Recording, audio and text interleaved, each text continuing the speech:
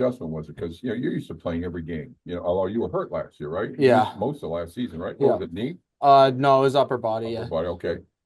And now you're here and you got to wait your turn. You go to practice. You don't know if you're going to be in the lineup. What kind of mental adjustment does that require? We have a really deep team this year. A lot of really good players, and it is kind of one of those things where you wait your turn, and when the opportunity comes, you just make the most of it, or you try to at least.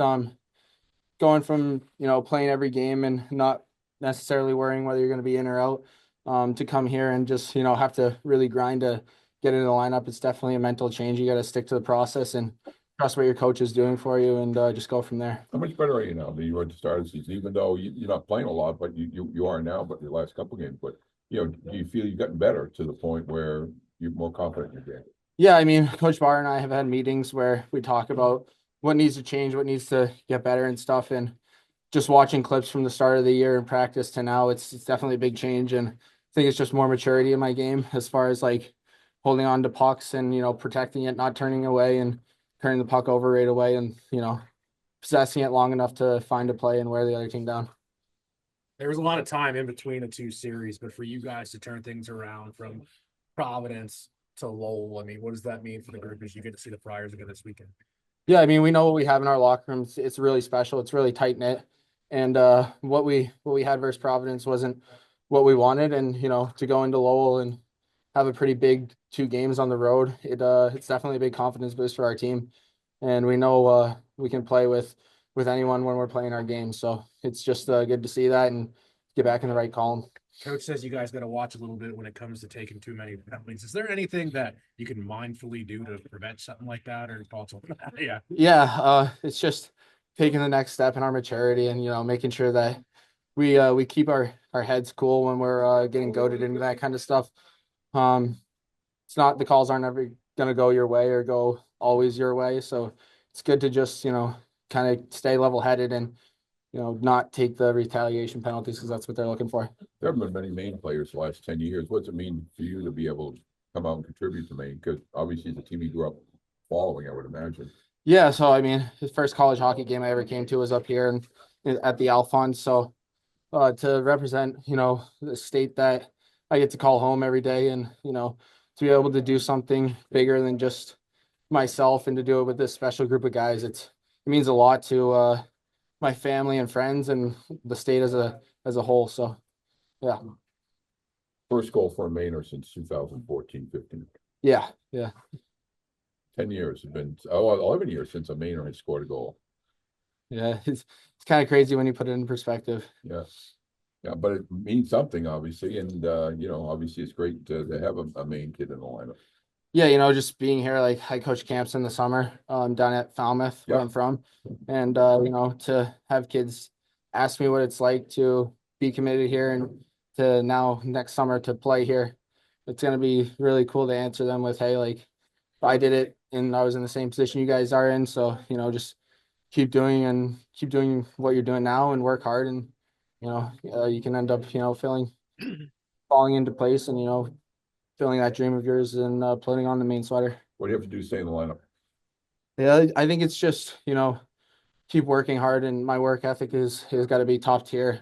Um, you know, Conditioning wise, staying in shape and getting in better shape, so I can keep my energy throughout the game, I think is a big part of it. Once we can, once my line gets a team in the D zone and can start wearing them down and creating space offensively down in their D zone, I think that's a huge part of staying in the lineup and not giving up chances. Like, unfortunately, we let one up on a faceoff that I lost.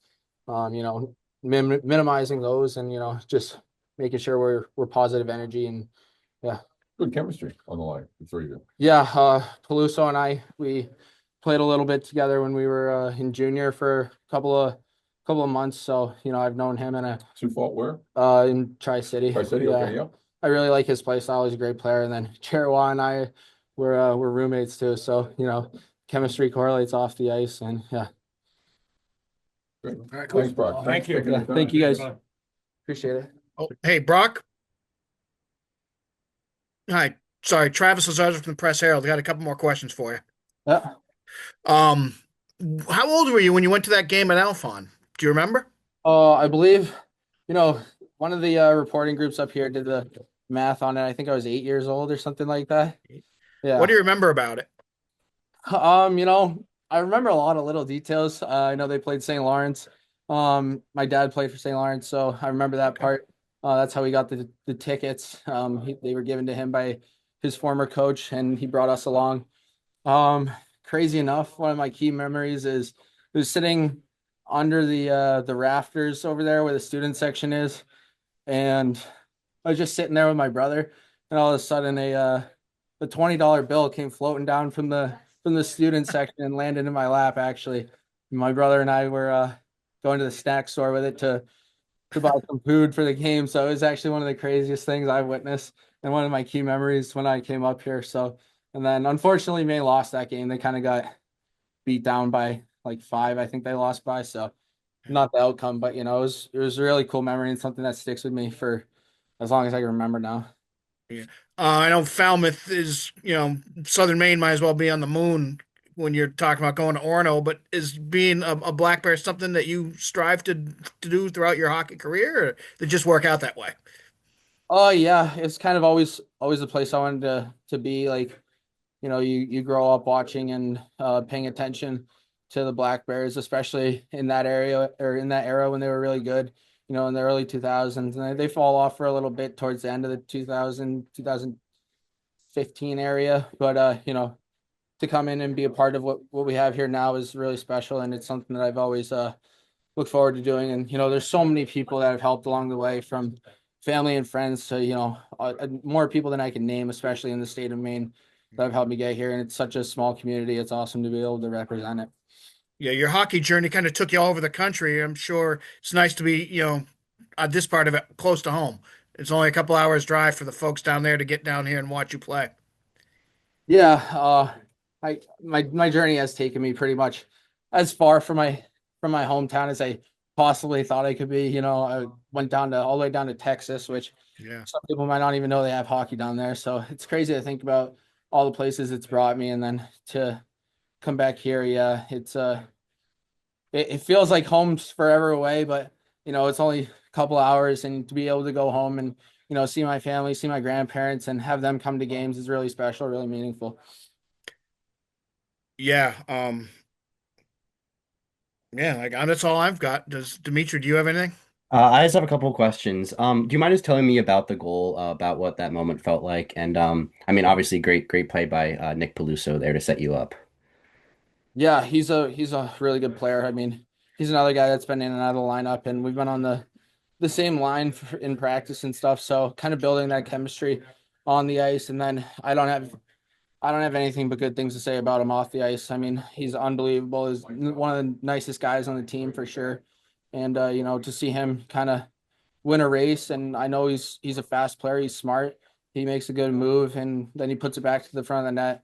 And just to be there to kind of tap it home, um, feels really good, and feels like you finally break through, and a lot of your hard work that you've done on and off the ice is finally seen in that one moment.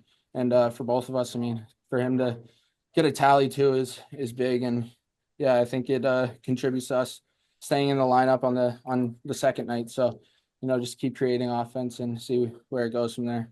One more guy for Brock. Yeah. How cool was it just to score, in front of, it felt like almost a majority Black Bear fans down there at Lowell. I mean, I guess like best possible situation to score your first outside of obviously the Alphon, which would have been perfect, right? Yeah, I mean, our fans travel unbelievably well, and for them to be in support, wherever we go, whether it's at Lowell or Vermont or New Hampshire, wherever it is, for them to be there and always be cheering us on, it's really special, and it's honestly an honor to play in front of a crowd that has so much joy and so much love for our team.